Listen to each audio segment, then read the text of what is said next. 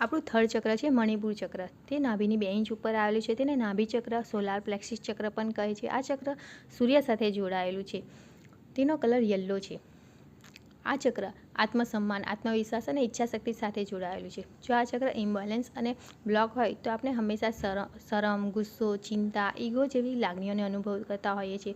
પેટને લગતા, ડાયજેશનને લગતા problem, liver problem, stomach ulcer, skin disease, શરીર અને મન થાકેલું લાગે, કામ કરવાનું મન ન થાય, ડાયાબિટીસ, હીન ભાવના, આ બધી પ્રોબ્લેમ આપણે ફેસ કરતા હોઈએ છીએ. આ ચક્રને બેલેન્સ કરવા માટે અમુક એક્ટિવિટીઝ કરી શકીએ છીએ. ફર્સ્ટ, દરરોજ 10 થી 15 મિનિટ સૂર્યપ્રકાશમાં ચાલી શકીએ છીએ.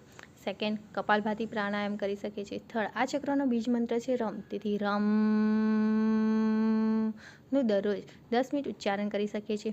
ફોર્થ, આ ચક્રનો કલર યલો છે. તેથી આપણે બનાના, મકાઈ, લીંબુ, પાઇનેપલ, પીચ એવા યલો કલરના ફૂડ ખાઈને આ ચક્રને એક્ટિવ કરી શકીએ.